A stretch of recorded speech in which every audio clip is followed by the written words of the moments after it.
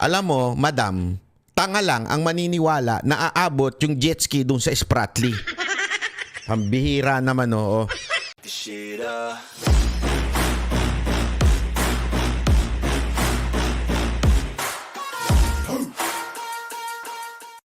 What is your profession?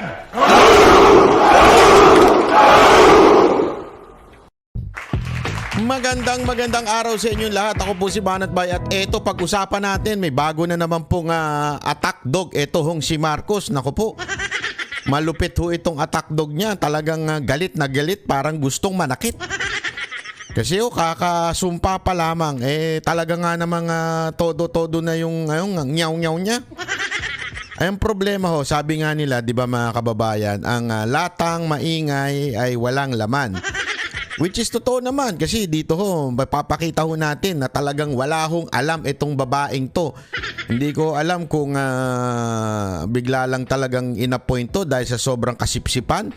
Dahil ho sa araw-araw niyang binabanatan ho ang mga Duterte sa kanyang video. May channel ho kasi ito Meron ho itong channel sa YouTube.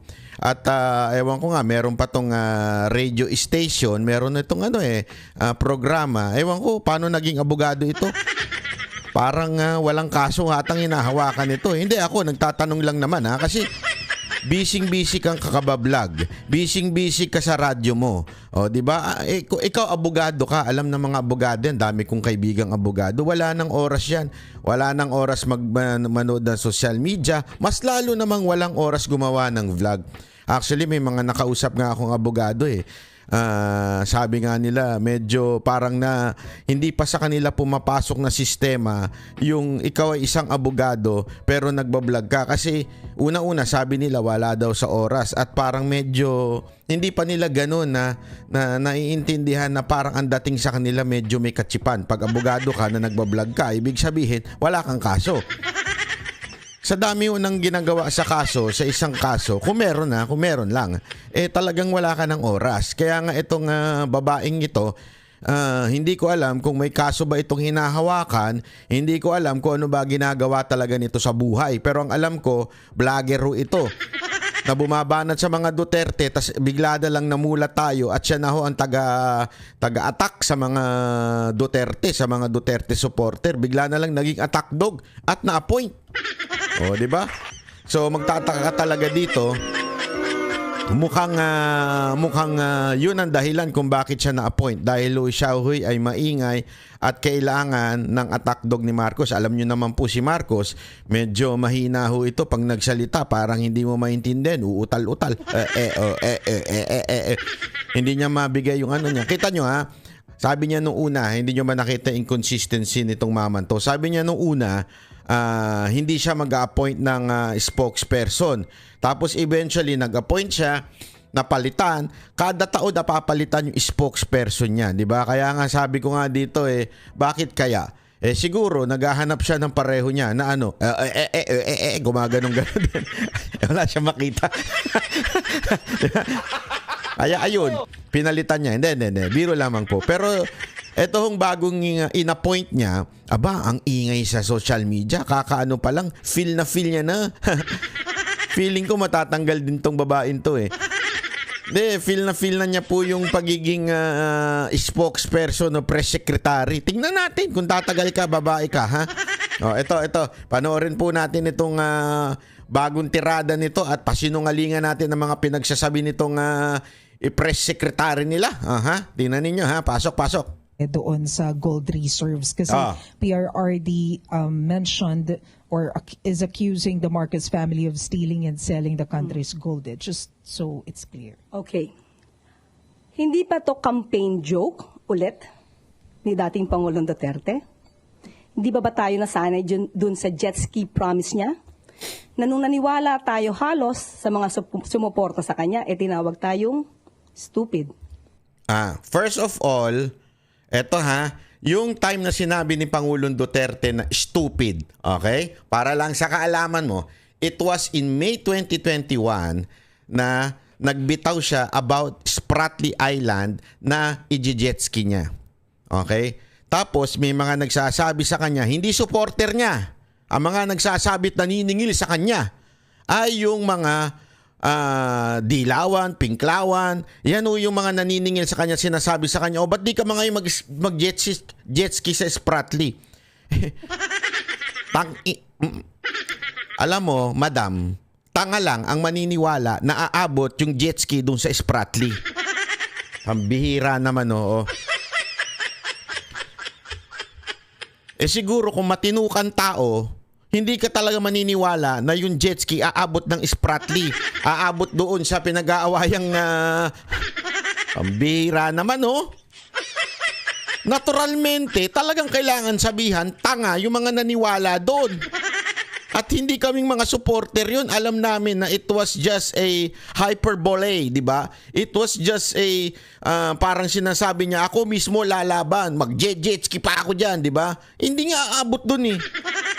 Yung ang helicopter, hirap na hirap ang pumunta yung Pilipinas dun eh. Di ba, pansinin mo, bakit yung mga barko lang ang pinapadala dun, hindi yung helicopter?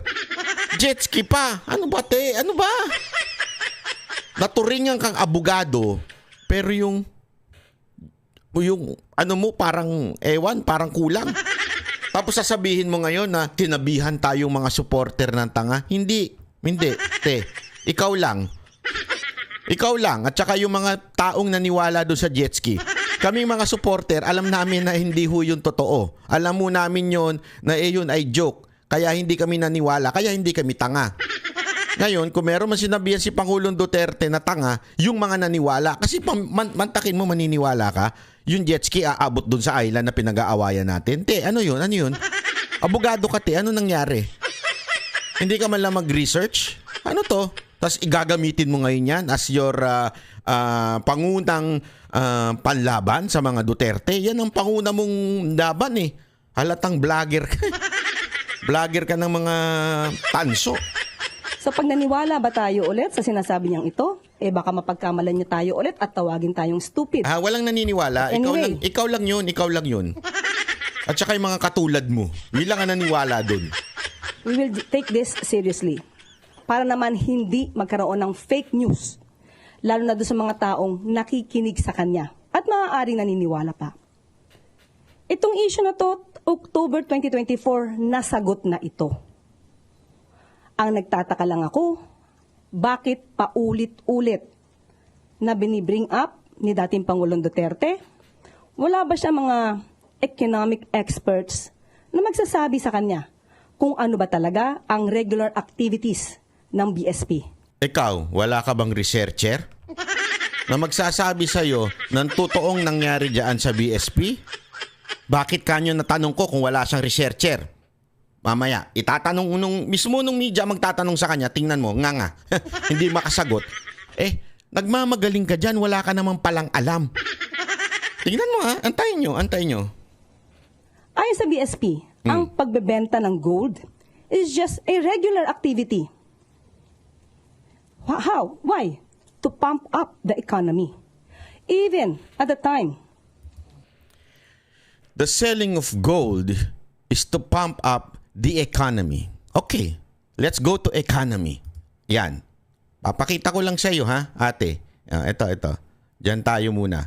Pakita lang natin, sandali ha, kasi masyadong malaki ka. Paliitin natin. Ayan. Yan yung sinasabi mong economy. Di ba? Why to pump up the economy? Ayan. Philippine posted above target GDP growth of 7.6 in 2022. Yan yung katutungtong lang, ha? Ayan, tingnan mo na mabuti.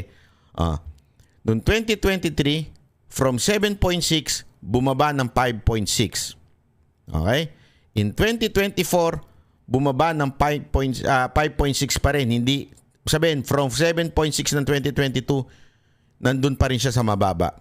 Sa madaling salita, sabi nga sa GMA News Online, PH miss economic growth target for second straight year.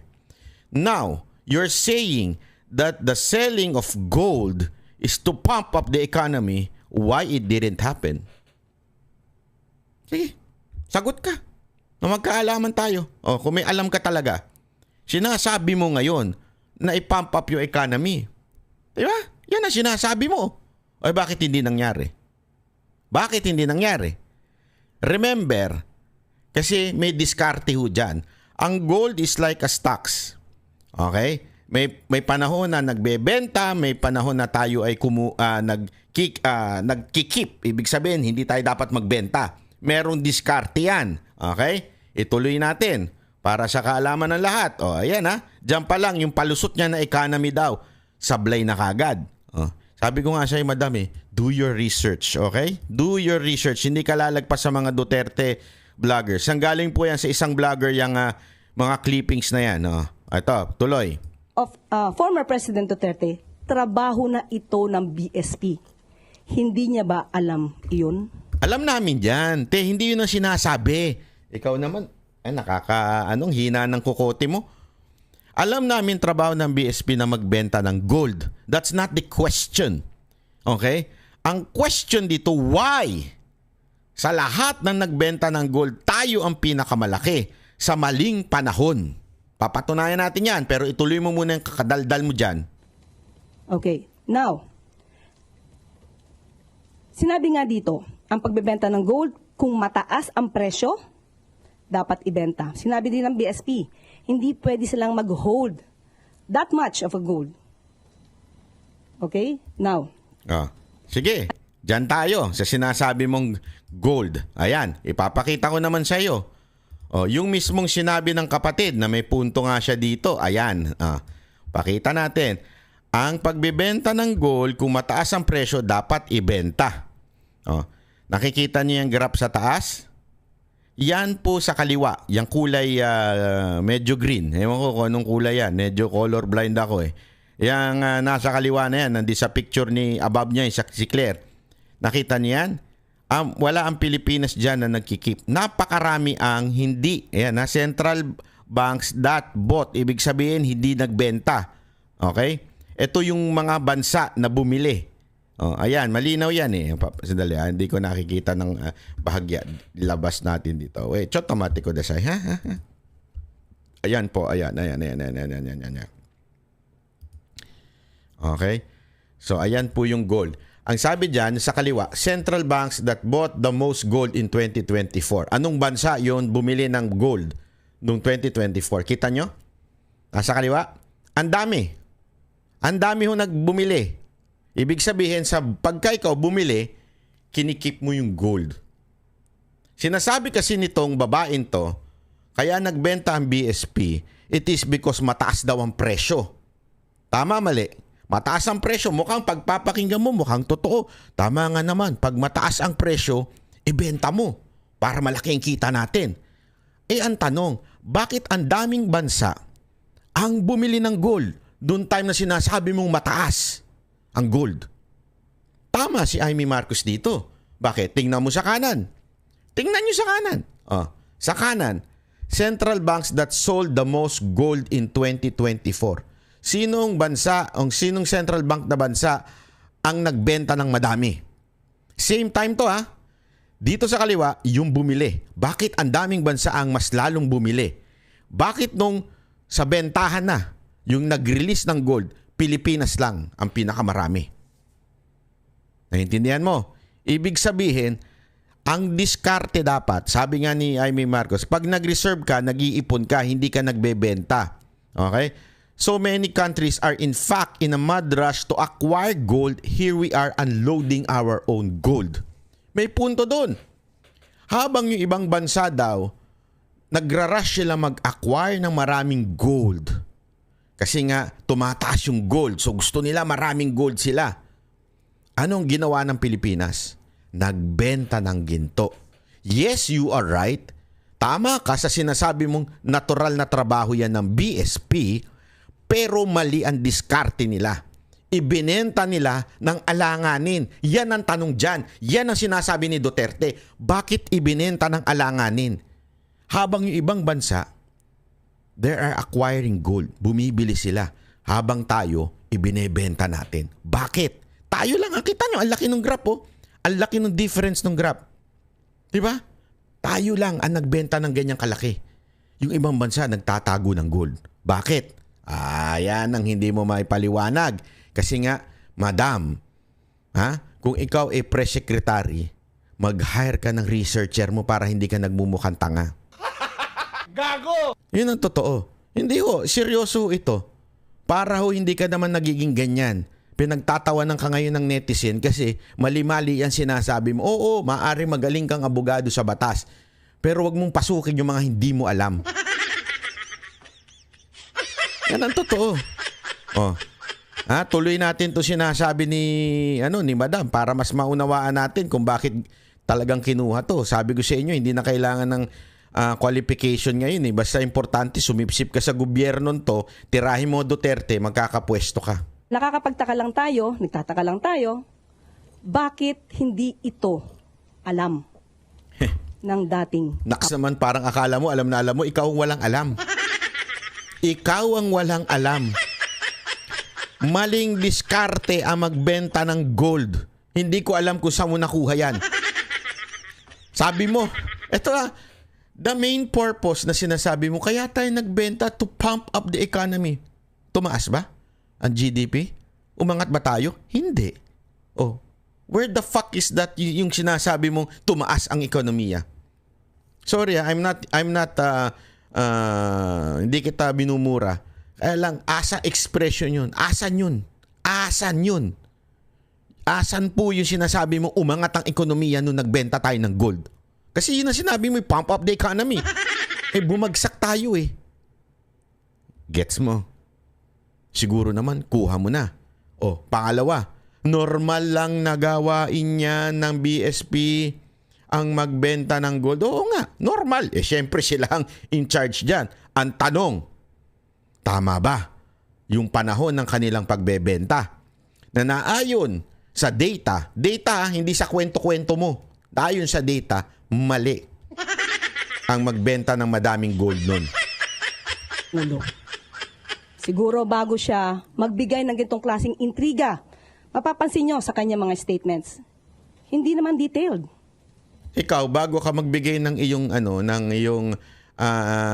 mga salita, kasi supposedly you are the spokesperson of the president eh. Bago ka magsalita ng ganyan, alam mo madam, mag-research ka.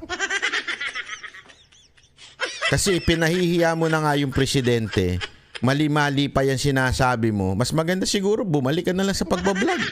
Wala kayong alam eh. Anong proof niya? Again, as a lawyer, he is a lawyer. He became a fiscal. You are a lawyer. You are a lawyer. Pareho kayong lawyer, pero Kung paano magkuha ng ebidensya? ikaw din, alam mo rin kung paano kumuha na may ebidensya. May pinresinta kang ebidensya dyan? Wala. Kami, mga Duterte supporter, eto pinipresenta namin sa inyo ebidensya na yung sinasabi mong to pump up the economy, walang nangyari. Asan ang ebidensya mo? Nga. Tatanungin ka na media, asan ang data mo? Wala ka masasagot. Tingnan mo. Tingnan mo. No? To get the truth. Bakit sa kanya parang wala siyang ebidensya? Laging paintriga. All we want here is evidence. Ako, nagpresenta sa ebidensya, ikaw wala. May pinresenta kang ebidensya? May pinresenta kang data? Wala. Asan sinasabi yung ebidensya? Niloloko mo kami.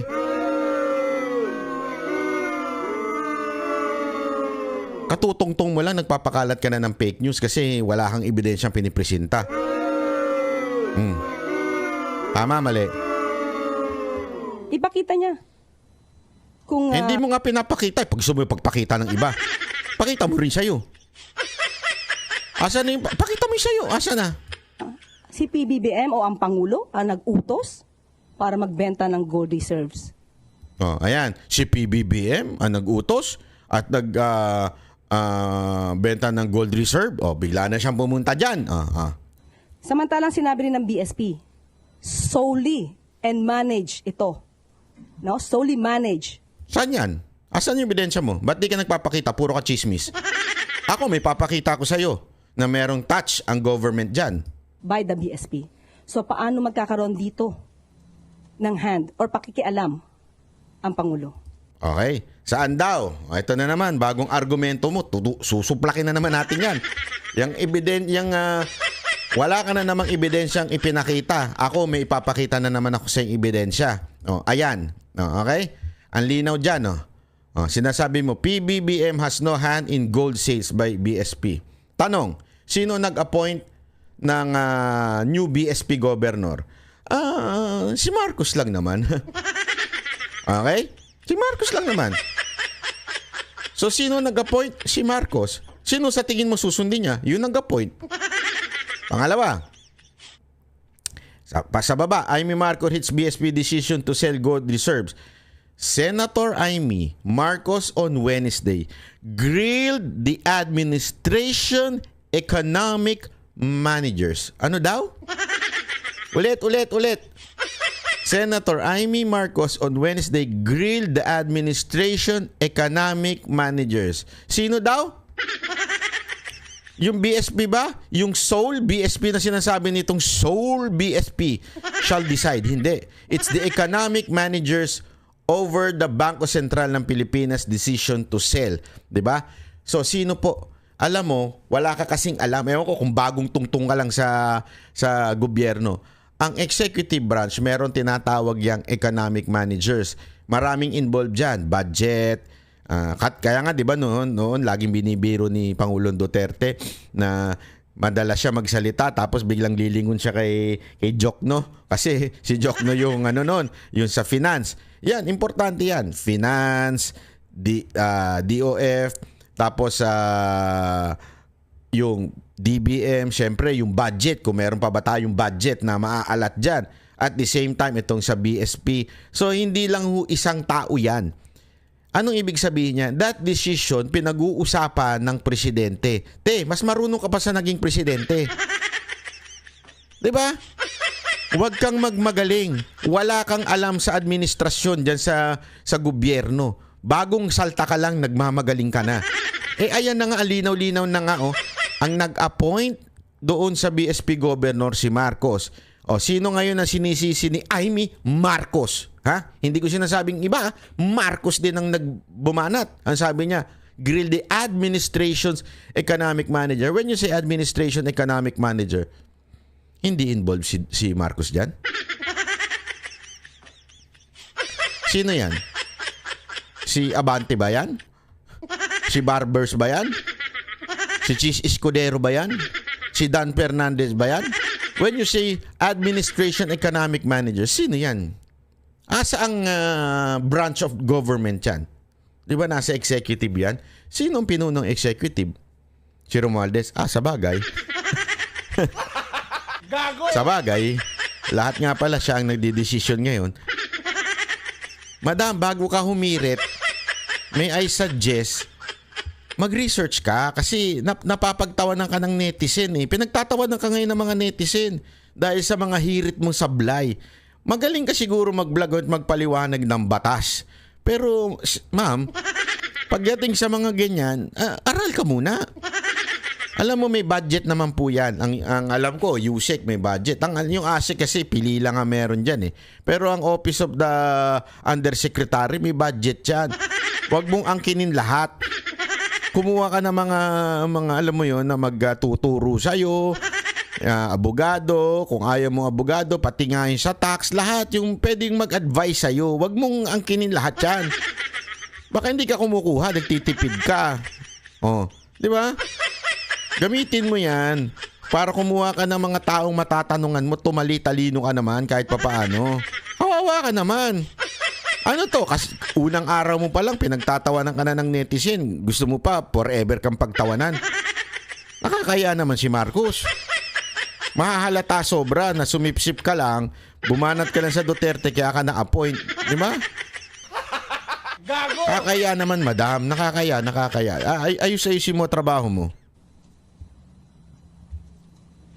Johnny Yu, People's Journal. Ma'am, when you said you will take this seriously, what do you mean by that? Will the government file charges against the former president?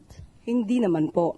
Sasagutin lang namin yung mga joke na lagi niya sinasabi. Since tayo ay sumasagot dito ng seryoso, baka sa susunod sasabihin na naman ng mga supporters niya, hindi niya na naman kilala si dating Pangulong Duterte. Puro joke yan. So ito ba mga sinasabi niya during sa kanilang rallies or campaign rallies, joke ba o seryoso? We have to know that. Okay. And also, ma'am, would you know under the Marcos administration kung ilan na pong gold ang naibenta? Ayan tingnan nyo. Tingnan nyo to Ma'am, alam mo po ba kung ilan na ang gold na naibenta? Binabara niya si Duterte dahil sinabi ni Pangulong Duterte na itong certain amount of gold ay naibenta na at nabulsa na. Okay? Sinusuplak niya yon, di ba? Sinusuplak niya ngayon yon. Pero nung tinanong siya, ma'am, alam niyo po ba kung ilan ay naibentang gold? Pakinggan ninyo ang sagot. As of now, wala tayong records, pero sabi nga nila, according sa BSP, kukunin namin ito. Kung inyo pong i-require at alamin po natin kung maibibigay po sa atin ng BSP ang records na ito. Pero ang sabi nga po nila, mas tumaas pa po ang GIR natin to $106.3 billion. So ibig sabihin, hindi tayo, wala tayong problema sa gold reserves natin. So that's fake news. Grabe yung kanyang analyzation pang vlogger pang tanso vlogger kawawa naman. Naawa ko dito kay madam kasi yung pagiging tanso vlogger niya dinala niya po sa sa social media sa palasyo. Kawawa ito. Hindi, kawawa ho talaga kawawa ito. Hindi niya masagot kung magkano ilan na yung naibenta. Pero sinasabi niya, tama yung naibenta. Alam mo, eto simple lang simple lang mga kababayan. Sasagot ka, sasabihin mo, mali yung sinasabi ng iba na ibinenta ko, mali yung pagkabenta ko ng cellphone sa amount na ganito. Mali. Kasi sinasabi ng iba, lugi ako sa pagbenta ko. Kunwari, binenta ko to ng 20,000. Lugi ako sa pagbenta ko ng cellphone. Yun yung chismis ng ibang tao. Ang tanga-tanga ni Banat Bay, binenta ng 20,000 yung iPhone 16 Pro Max fully paid niya. Halimbawa lang. Di ba? Tapos anong sasabihin niya? Mali. Maling-mali si Duterte. Di niya alam yung sinasabi niya. Tapos biglang tinanong, mali si Banat Bay. Tapos biglang tinanong, ma'am, alam niyo po ba kung magkano yung ibinenta yung cellphone ni Banat Bay?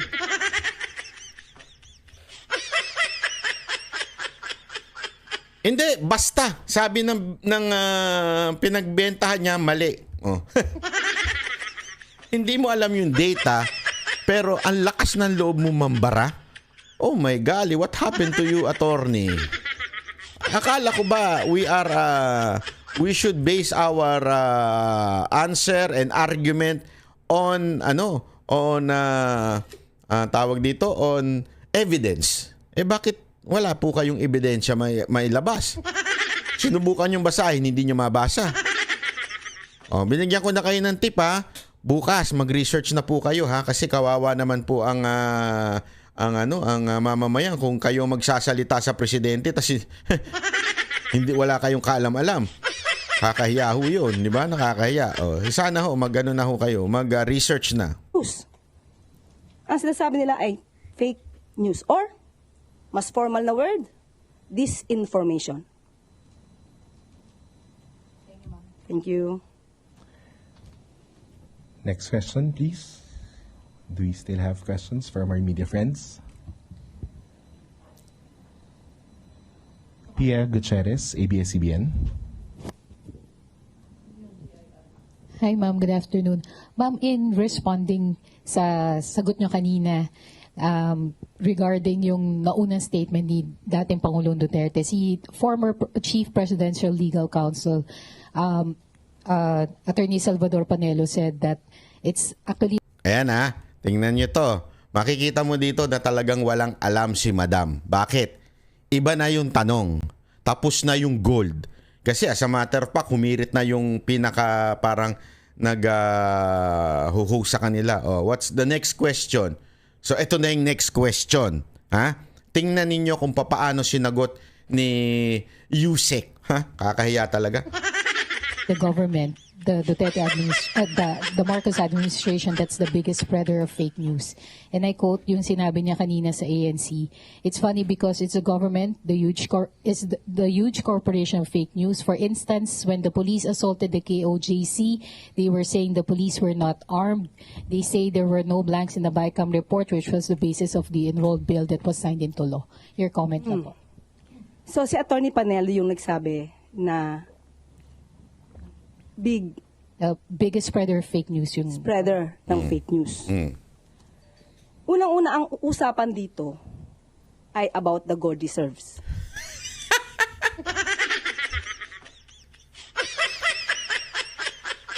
Hindi niya kasi masagot. Alam mo kung bakit? Kasi nagmagaling ka, madam.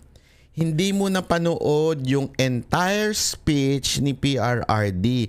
The entire speech of PRRD is not just about the gold. As a matter of fact, mas marami pa siyang i-discuss or more time i-discuss niya yung ibang bagay compared do sa sinasabi mong gold. Dinaanan lang niya yung gold. Tapos sasabihin mo, ang topic dito gold eh. Anong gold? Hindi gold lang. Ang sinasabi nga dito, di ba? Etong ang administrasyon na to, diktador. Yan ang pinakapunto ni Pangulong Duterte, buong speech niya dyan sa Cebu eh. Diktador.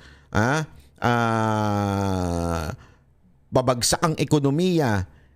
Hindi ho yung gold, dinaanan lang niya yun. Ngayon, hindi mo masagot yung sinasabi ni Panelo. Biglang, ang usapan dito, di ba, gold? Franz Castro, ikaw ba yan? Hindi, yung totoo. Franz Castro, ikaw yan. Bakit kailangan baguhin? Nagda-divert ba sila? Anong Yung baguhin? issue tungkol sa KOJC, nasa korte na to. Oh, tingnan mo, hindi mo nga masagot yung KOJC. Kasi bakit to? Eto ha. Madam, ipapaliwanag ko sa iyo. The whole speech of PRRD is, sabi niya, merong tendency si Marcos na maging diktador at magpatuloy at mag-declare ng martial law at magpatuloy sa kanyang pamamahala. Bakit? May sign of dictatorship si Marcos. Yun ang sinasabi ni Pangulong Duterte. Ang sabi naman ni Panelo, tinanong siya, why do you say that there is a sign of dictatorship kay Marcos? Ang sagot ni Panelo, one, yung ginawa sa KOJC, that is overkill. That is beyond the law. Why kamo? Dapat ang search warrant. Remember, hindi warrant ang warrant of arrest. Ang pinakita ni pangalan nito ni Torre. Okay? Pero anong ginawa nila? Sinearch nila yung entire KOJC including yung simbahan, which is a violation in our law. Mag-Google ka kung hindi mo alam yun. Hindi pa pwede. And search warrant, kung meron man. Okay? Ang search warrant, very particular yan kung ano hinahanap. Itanong mo din. Kung siguro naman may kilala kang pulis, may kilala kang abogado. Ewan ko nga, abogado ka, hindi mo alam eh. Dapat ang search warrant very specific. Ano yung hinahanap? Hindi pa pwedeng, sabi nga nila, parang fishing expedition na, hindi, basta may hinahanap kami, maghahanap kami ng illegal. Hindi pa pwede yun. Kailangan specific yan. Saan nakalagay? Ganon ang search warrant. Specific yung hinahanap. Kunwari, baril, kailangan may model. Hindi ho yun, pwedeng, basta may hinahanap kaming mga baril. Basta may hinahanap kaming ganito. Hindi ho pwedeng ganon. So, yung ginawa sa KOJC, it's a sign of dictatorship kasi hindi sinunod ang batas. Tama, mali. Yun ang sinasabi ni Panelo. Pangalawa, okay, ate, makinig ka na lang sa akin siguro para matuto ka. Pangalawa, yung SMNI. Remember, may batas na. Kaya nga may franchise ng SMNI. Anong ginawa ng gobyernong ito? Ang ginawa ng gobyernong ito ay kahit may franchise, pinasuspinde sa NTC na hindi tama at illegal yun. dapat may panahon lang. Kuwari, iniimbestigahan. Hanggang ngayon, extended po ang suspension ng SMNI. Walang valid reason for suspension. Saan ka nakakita? Parang ang nangyari, nawalan sila ng franchise which is illegal. Bakit? Ang franchise ay batas, kaya nga kinukuha yan sa Kamara eh. It is a law. Therefore, we need a law para mawala yun. Hindi nga tinanggal yun. Hindi nga tinanggalan ng franchise kasi bawal nga. Ano ginawa? Dinaan. Saan? Sa maling paraan. Pinasuspinde sa NTC. Anong tawag mo doon? Dictatorship. Yun ang tinatanong sa'yo na hindi mo alam tapos babalik ka sa gold. Ano to? Pag di mo alam, gold. Bakit? Yun lang ba ang nabasa mo sa briefer nyo? Gold. Kaya hindi mo masagot yan? Papagalitan siguro yung media nagtanong yan. Bakit yung tinatanong yan? Hindi kasama yan sa question and answer Di ba? Binigyan na kayo ng question? Kung meron mang kasuhan dito, sa korte ito. Ang pinag-uusapan natin dito, yung sinabi ni dating Pangulong Duterte patungkol sa gold reserves na wala. Hindi lang huyang gold reserve nga. Basihan. Pakulit-ulit ka? Sakit mo sa bang talaga? Thank you, Yusek. We have more questions from MPC. Tay Pardilla, PCB4. Ito pa. Good afternoon po, Attorney. Sa Mandaue rin po sinabi po ni former President Duterte na bumalik na po yung droga sa Davao, Cebu, and Manila. Bumalik na yung droga sa Davao, Cebu, Manila. Okay? Kasi napaka-importante maunawaan natin yan. When you say Davao, it's not the city, it's the entire region. When you say Cebu, it's not just Cebu City, yung entire Cebu. Magulo yan eh. Kahit nga ako dati, hindi ko maintindihan niya kasi pupunta ako, lalapag ako sa Cebu, tapos Cebu, di ba, yung airplano. Tapos pagdating dun, di naman pala Cebu yun. Hindi Cebu City. Basta may something na. Pero when you say Cebu, yung buong ano nila, malaki ho yun. Pag sinabi mo rin Manila, ang ibig di sabihin po niya, Metro Manila. Hindi lamang po yung Manila City. Kasi ang tinutukoy niya dito, lumala na yung pangkalahatang droga. O yan ang sinasabi ni Pangulong Duterte. Tingnan mo ang intindi ni Claire. Claire, umayos ka Claire ha? Dami na ring mga tambay ang na-hold up at mga nasasaksak. Tingnan mo yung sagot niya ha? Tingnan mo. Alam mo na ito ay isang attack dog. Reaction po dito. Davao, including Davao City? Oh, okay. Kung Davao City pinag-uusapan natin, sino ba ang mayor ng Davao City? Kita mo halatang halata na galit siya kay Duterte. Siguro ang assignment niya, basta banatan mo ng banatan ng Duterte ha. Banatan mo lang sila ng banatan ha. Huwag kang bibitaw ha. Yan ang assignment mo kaya ka namin inilagay dyan para banatan ng mga Duterte ha. Huwag mong bibitawan yan. Huwag mong bibitawan. Ito. Sige. Tuloy natin. Hindi ba yung anak niya? Si Mayor Baste Duterte. So, ang ibig bang sabihin nun, napaka-inefficient ng anak niya? Again, ulitin natin, nasaan ang data patungkol rito? At tandaan natin, nung panahon niya, at least ngayon may record kung may namamatay, nung panahon niya, menong bang nare-record doon sa mga biglang nawawalang mga tao? Tanong lang natin yon. So, dapat yun siguro, alamin din niya. Pero as of now, sabi nga... Grabe, akala ko malala na si Gadon. Meron pa palang sumunod sa kanya. Ang bihira, oo. Ang pinag-uusapan, yung paglala ng droga sa bansa, including Davao, Cebu as a whole, Davao as a whole, at Manila as a whole. Biglang ang punta mo sa Davao City. Di ba sabi niya, di ba sa Davao yan? Isa pa, ipapakita ko sa iyo ha. Hindi lang sa Davao yan tinutukoy mo. Ano ba naman to, madam? Ang sakit mo talaga sa banks. Hindi ha, ito, papakita ko sa inyo ha. Para lang maintindihan ninyo. Ito.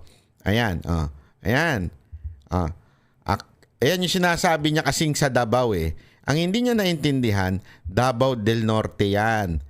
Davao del Norte yan. At pag ibinaba mo, Ayan, no? Panabo City, Davao del Norte. Yan yung sinasabi ni Pangulong Duterte na palala ng palala ang droga, 44 million na. Bantakin mo, 44 million yan, ha? Hindi ordinaryo yan. Hindi ho yan na basta-basta. So ano ibig sabihin yan? Yan ho yung sinasabing lumalala na. Bigla ka napunta sa Davao City. Kailan pa napunta ang Davao City sa Davao del Norte? Oh my golly, Miss Claire, what is happening to you? As early as now, you are spreading fake news. Diba? Yan ang tinutukoy ng mga Duterte do sa speech niya. It's not Davao City. Ang Davao City maayos pa rin hanggang ngayon. Ewan ko sa iyo, ate. Ang kakasimula pa lang, nagpapakalat ka na ng fake news.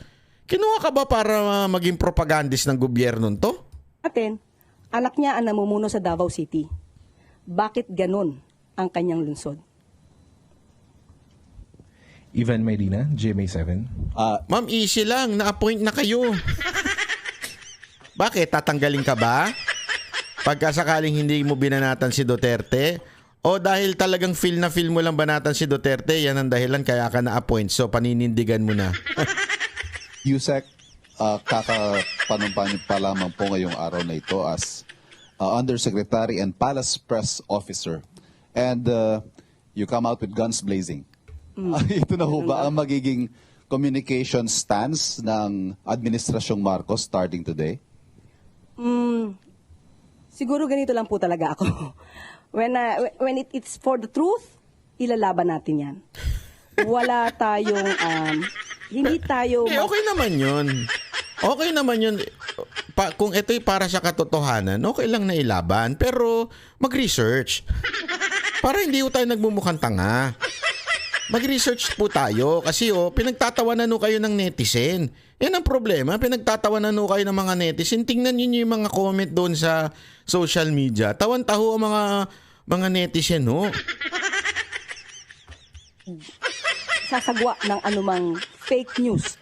Basta kaya maalab ang damdamin natin sa pasasalita is because we know we are fighting for the truth.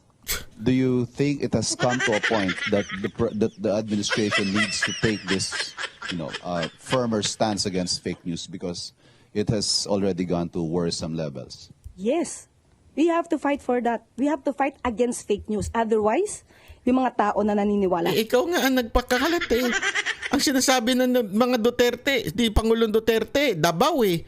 As a whole, Davao del Norte. Hindi ho Davao City. Ano ba? Yan yung tinutukoy niya itong recent na shabu na nahuli tapos sasabihin mo ngayon Davao City. Sino nagpapakalat ng fake news? Pambira ka naman, no? Ano ba yung tapos sinasabi mo to boost the economy kaya nagbenta ng gold reserve. Nag-boost ba yung economy? Ha? Pakisagot ako. Ayan, para lang sa kaalaman mo, nag-boost ba economy? 2 beses na miss ang target. Ayan, nakasulat na nga, PH miss economic growth target for second straight year. Pangalawa na yan. Asan na nag-boost sa economy? Na sinasabi mo? Wala. Ibig sabihin, nagpapakalat ka ng fake news. Sige, gawin natin formal. Ha? Ano yun? Disinformation. Yan. Di ba? Bira ka talaga, madam. Kawawang bayan sa'yo. Wawa talaga. Ewan ko ba, bakit dinagdag ka pa? Sa kanila, maiiba ang isip nila. Maiiba ang diskarte nila. It is our obligation, especially tayo, mga taga-media. Dapat nating iparating sa taong bayan ano ba ang katotohanan. Iwasan natin yung mga intriga na walang basihan. As of now, kasi puro intriga eh. Puro intriga ang pinapasok sa utak natin. At nakakasira ito sa bansa, sa ekonomiya. Hindi po ba? Thank you. Parang hindi to no? Press secretary o press officer. Yan ang tawag sa kanya, press officer. Parang hindi to Yusik, Para lang siyang vlogger na kasama niya yung mga vlogger na mga tanso. Parang ganun lang siya umasta. Ang bira ka, oo. Ano mga kababayan, sa tingin nyo, tatagal to? Ay, meron pa tayong mga i-discuss kasi may mga humirit pa. May mga humirit pa tungkol dito sa issue ng sinabi ni Pangulong Duterte. Marami na naman ang umiyak. Marami na naman ang umiyak sa sinasabi ni Pangulong Duterte. Okay? Ito ha, panoorin natin ito. Ito. Ayan. Ay, hindi pala. Sorry. Ito, ayan. Ayan. Yan. Isa yan sa mga pumiyok. At dinipensaan si Marcos, sabi niya, when their accusation that PBBM was a weak leader who was not in control did not fly. Now, they are accusing him of the exact opposite. Now, supposedly has dictatorial tendency. It is not only inconsistent but also irrational and untrue. Sa Tagalog, ganito. Nung hindi daw nabenta yung salitang weak na ginamit ni Pangulong Duterte kay Marcos noon, ngayon naman, yung opposite ang binibintang kay Marcos, which is diktador si Marcos. Sabi niya dito sa panguling sentence, hindi lamang ito inconsistent, pero irrational o walang sense. At ito'y untrue, hindi ito totoo. First of all, Chis Escudero, I know you're a lawyer. You are a good lawyer. Matalino ka pag nag-uusap kayo ni Hart Evangelista. Ang talino mo sa kanya. First of all, it is not opposite. Ang weak and dictator is not opposite. Ulitin ko. Kasi sinasabi mo dyan, nung hindi nabenta yung weak kay Marcos, ngayon, yung opposite naman ang ginagawa at binibintang, which is diktator si Marcos. First of all, hindi po opposite yun. You can be a dictator even if you are a weak president. Why? It happened on the last days of Marcos Sr., wherein weak na siya, not only physical, pero mentally and emotionally, weak na po si Marcos noon kasi nanghihina ho na siya physically. Nanghihina na siya, weak na po siya noon. So ano nangyari? Nas lalong naging diktador yung kanyang gobyerno. Bakit? Kasi nga, weak siya. Ang nagpapaandar yung mga taong nasa paligid niya. You can be weak at the same time dictator government because you are no longer in control of your people. That's the meaning of weak. Chis Escudero, you're supposed to be a lawyer, but how come you do not understand? Tigil-tigilan nyo yung masyadong nag-uusap ni Hart Evangelista. Nako. Sa bagay. Meron akong kwento. Ang ganda nung nakita ko sa Facebook, sabi.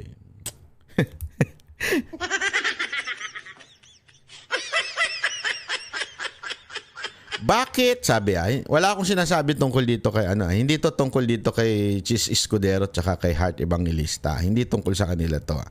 Sabi nila, bakit daw may mga magagandang bobo? Bakit daw may magagandang tanga? Oh, grabe ka naman, Banat Bay. Totoo ba yan? Oo, totoo yun.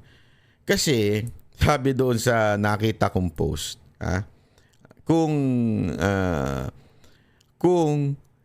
hindi daw tanga yung maganda, hindi ka papatulan. Diba?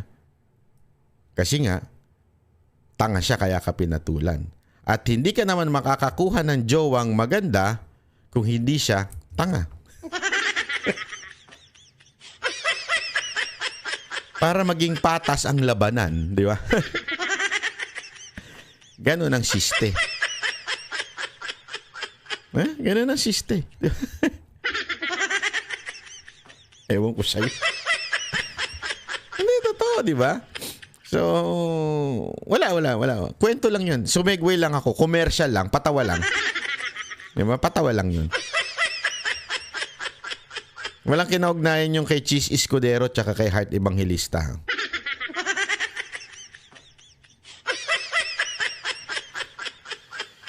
So, malinaw po ang sinasabi natin dito mga kababayan. Pwede kang maging weak and yet dictator because people around you is manipulating you. That's the reason why you became a dictator. Because mahina ka nga. So, hindi pa pwedeng inconsistent yun. As a matter of fact, it's very consistent na maging dictator ka because people are manipulating you. That's very rational and that is very true. Cheese Escudero. Malinaw po yan, ha? Kasi wag po tayong magmagaling. Okay? O, isa pa. O, ito. Ito naman. Isa pang talakayin na rin natin yung mga kulang-kulang ang pag-iisip. O, ito. Ewan ko ba, parang faker, hater, parang gano'n yung mga dating nila. Tinawag ng Malacanang si former President Rodrigo Duterte na one-man fake news factory when he said that President Ferdinand R. Marcos Jr. is becoming a dictator. Ano lang po yung masasabi niyo po rito? Well, ako dun sa statement, ang hirap po talaga Parang I'm leaning towards that statement na parang factory sila ng fake news. Pati yung mga data nila, pati yung mga rally nila para talagang parang ang tawag dito, parang literally factory ng fake news kumbaga. Tapos pag hinold sila accountable ng tao, kakambyo naman sila na joke lang daw 'yun. Parang nagmumukha tuloy silang joke So ewan ko, parang ano bang tawag mo doon sa hari na father faker? Father ng mga fake news, ganun, mother faker. Hindi ko alam kung paano tatawag natin sa kanila. Father faker, mother faker. Congressman ba ito? Bakit ang corny? Hindi sorry pero nonsense yung pag ito naging jowa mo, parang sasakyan mo na lang para lang masabi mong anyway, marami naman tong pera, parang ganun. Sakyan na lang natin. Yeah. Anyway, may pera naman yan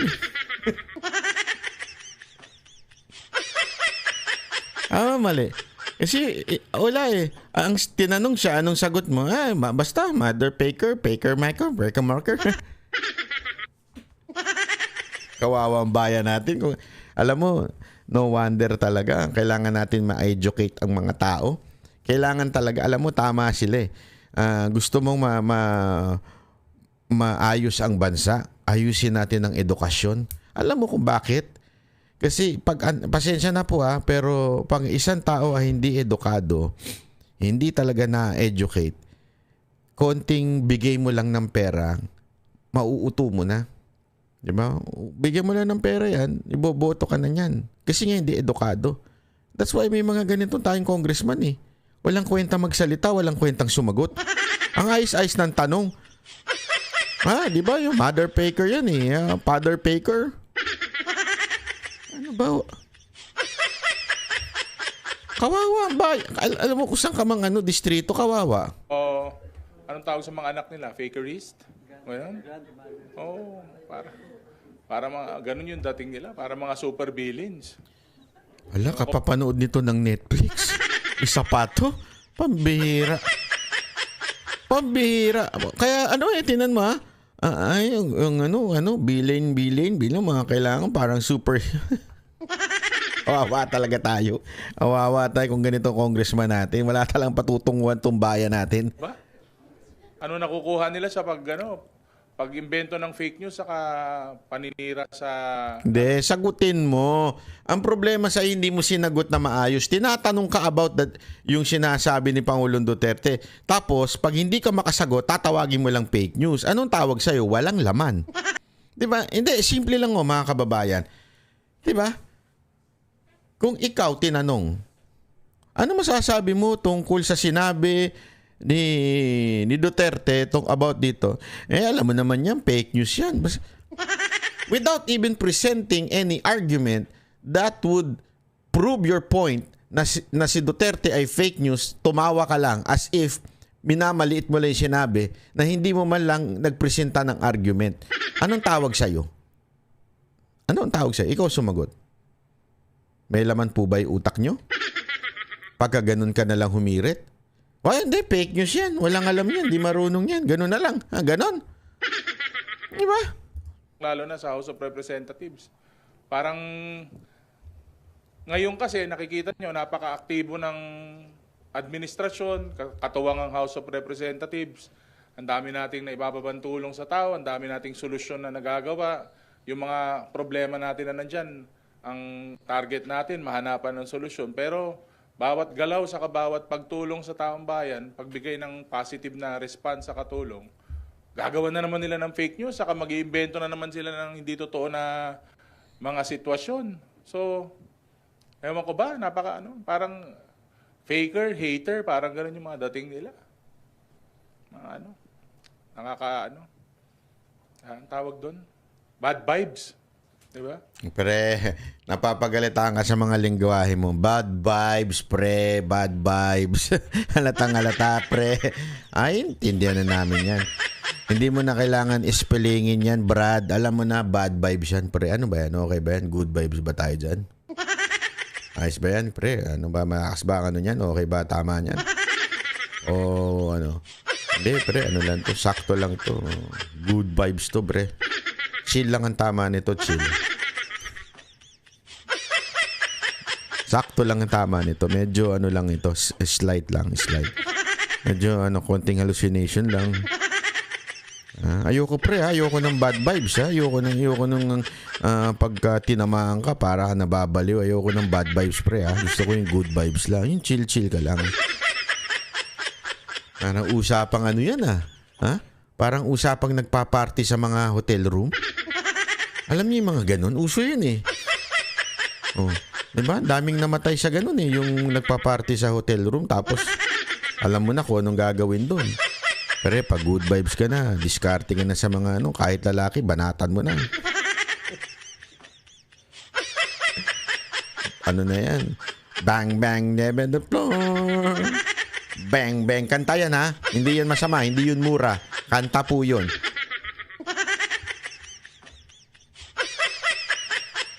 Tuloy natin. Ito naman, isa pang nagmamagaling to. Ako, wala akong nakikitang indikasyon or karakteristik ang Pangulong Ferdinand Bongbong Marcos na masasabi kong leaning towards dictatorship. Diktador ba yung minumura ka? Ang tatay mo sinasabi kung ano-ano tatanggalin, i-exhume, tapos itatapon sa West Philippine Sea. Itathreaten ang buhay mo, itathreaten ang wife mo, itathreaten ang Speaker of the House, ang nagkapinsan mo. Tapos every time nagkakaroon sila ng rally, ang pinakapunto nila isirain yung isang pagkatao. Hindi lang yung polisiya, pero yung pagkatao ng isang individual tulad ni President Bongbong Marcos. Tapos wala siyang ginagawa directly. He has all the power at his disposal and yet he has doing nothing. In fact, ang mga response niya is so diplomatic. Characteristic ba yun ng isang diktador? I don't think so. Pangalawa,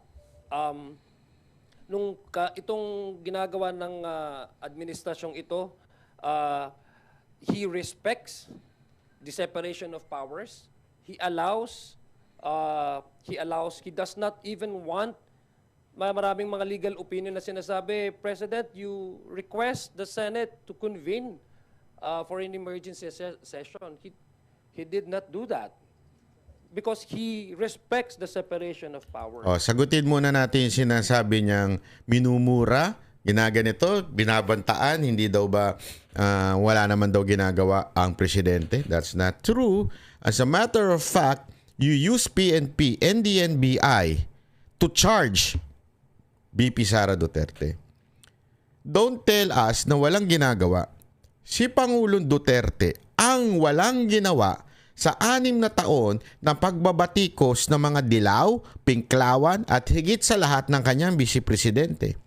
As a matter of fact, marami sa mga Duterte supporter gustong pa-impeach si Leni Robredo at that time. Nagpaalam sa kanya. Alam mo, sagot ni Duterte noon, as a president noon, stop it, sabi niya. Guys, stop it. Binoto yan ng taong bayan. Huwag niyong yan, hayaan niyo siya. 'Di ba? Sabi nga niya hindi man gusto ko ang mga sinasabi niya, I will protect yung karapatan niyang magsalita. Ganon si Pangulong Duterte. Ngayon, yung sinasabi mo na si Marcos hindi naging diktador dahil binumura na, that is not true. Why? Kinasuhan eh. Kinasuhan. Sino? Kinasuhan po ang Vice Presidente, si VP Sara Duterte. Hindi lang ang kinasuhan, pina-impeach pa. So meron talagang ginagawa para indikasyon na there is such thing as dictatorship, sign of dictatorship, di ba? Hindi lamang po yun. Kahit po yung ginagawa ninyo sa Kamara na sinusupil ninyo ang mga taong nagsasabi ng katotohanan tulad ni Colonel Grijaldo na sinabi niya, kinausap ako ni Abante, kinausap ako ni Dan Fernandez para idiin si Duterte. Nung sinabi niya, anong ginawa nyo? Pinakulong nyo hanggang ngayon. Di ba? Don't tell me it is not a sign of dictatorship. Maybe, sasabihin mo, hindi naman si Marcos yun. It is the Congress which is a separate branch of the government. Yes, maybe true. But wag na tayo maglokohan. Tanga lang ang maniniwala na si Speaker Romualdez ay independent kay Marcos. That's not true. Alam ng lahat yan sa kasaysayan, walang taong matino ang magsasabi na walang basbas ang presidente sa speaker. Hindi totoo yan at alam mo yan. Ang tagal mo na dyan, hindi mo alam yan? Naalala mo yung awayan ng Cayetano at Velasco? Kung anong sinabi ni Duterte noong time na yon, ganun. Because the president talaga, wag mo na tayo maglokohan. Pagdating sa speakership, kung anong kumpas ng presidente, yun ang nasusunod. Yun talaga ang nangyayari. Eto, ang tanong ko sa iyo. Eto bang ginawa nyo kay Grijaldo? Walang sign of dictatorship. Di ba? Pangalawa, yung pinatawag nyo yung mga Duterte vloggers na may plano kayong ipakulong, ipakontempt pag hindi nyo nagustuhan ng tanong, wala bang sign of dictatorship yun? Hindi pa nga nagpupunta, tinawag nyo ng narco vloggers, tinawag nyo ng pogo vloggers. Hindi pa nagpupunta, sinabi nyo ng China spy or China vloggers. Hindi pa nagpupunta yan, ha? Paano pa pag nagpunta? Kaya nga gigil na gigil si Abante nung hindi nagpunta si Joey, 'di ba? Natawag niya pang namu. Tapos yung si Barbers naman, 'di ba? Tinawag niyang bakla yung isang vloggers. Don't tell me it is not sign of dictatorship. Sasabihin niyo wala lang, which is just a resource person. Sinong ginago niyo? Resource person, wala pa nga diyan, binabanatan niyo na. Paano pag dumating dyan? Ipapahiya nyo ng todo yun. That is a sign of dictatorship. Again, sa inyo yun, sa Kamara yun, but still, without the blessing of the President, hindi gagalaw si Speaker. That's not true. Kailangan talaga meron, no? Ang dami, ho. Third, yung ginawa sa SMNI, yung ginawa sa KOJC, yung ginawa sa isang kasama naming vlogger, pantakin mo, cyber libel yun. Pero ano kinuha? Search warrant. Kinuha ang cellphone. At laptop. Ibig sabihin, wini-weaponize nyo ang PNP para supilin o gipitin ang boses ng bawat Pilipinong nagkikriticize sa inyo. Yan ang sinasabing merong sign of dictatorship ang gobyernong ito. Yung akin na lang, hindi ko na idadagdag. Nung hindi ako pumayag, sumama sa inyo, ano nangyari? Kinasuhan ako. Di ba? Tinadtad ng kaso. Kasi nga, ganon, wini-weaponize ninyo yung inyong kapangyarihan. Ganyan kayo kasama. Kaya wag na ho tayo maglokohan na hindi naman nakikialam ang presidente sa mga nangyayari sa galaw ng Kamara, pati dito sa impeachment, hindi nga siya nagtumatawag ng special session. Totoo? Totoo? Pero grabe ang pressure ninyo sa Senado. And we do not know. Maybe there is a pressure from Malacanang to the Senate. Maybe not in public. Maybe, sasabihin ni... Kasi ganyan naman lagi si Marcos eh. Sasabihin niya in public, magpapabango siya. Walang magagawang madudulot na maganda yung impeachment. Tapos bigla na impeach sa Kamara. Walang maniniwala na walang kamay ni Marcos doon. Bakit? Sino nanguna? Anak niya. Tarantaduhan naman tayo. Hindi na mabebenta yan. Hindi nyo na mabubudol ang mga Pilipino sa pambubudol nyo. Hindi, walang kinalaman sa impeachment. Hindi nga siya nagtatawag ng special session sa Senado. Oo, siya, verbally, in public, hindi nagtatawag. Pero sa likod, ano ginagawa niya? Anak niya ang bumabanat. Anak niya ang namuno doon sa fourth impeachment complaint. At unang-unang pumirma. Tapos sasabihin nyo, walang kinalaman ng presidente. Ay, niya. Kung anak ko yun. Hindi, eto Kung anak ko yun, tapos ako ang presidente, sinabi ko nang wag kang gumawa ng kahit na ano. Wag kang ng impeachment. Ginawa mo yun. Abay, batukan ko yung anak ko. Hindi, kita mo bigyan kita ng sample. Si Duterte, nung dati marami nagsasabi, Pulong, ikaw na lang maging speaker kasi nag-aaway-away si Romualdez, si Velasco, si Cayetano. Kaya ikaw na lang, Pulong, siguradong susuportan ka ng lahat ng congressman pag ikaw. Kasi alam mo, nung panahon ng presidente si Duterte, si Pulong parang presidente. Parang daig pa niya ang speaker noon sa Kamara. I was there. Nakikita ko yun. Nagpupunta ako ng Kamara noon. Nakikita ko ang respeto nila at galang ninyo kay Pulong Duterte noon. Kasi nga, Duterte siya. Yung tatay niyang presidente. Ano sabi ni Duterte? Na sinunod naman ni Pulong. Ano sabi niya? Pag yan naging speaker, magre-resign akong presidente. Ano sabi ni Pulong? Okay. Tapos ang usapan. Susunod ako.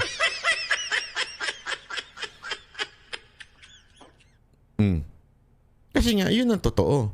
Ang problema dito kay Marcos, halatang nagsisinungaling.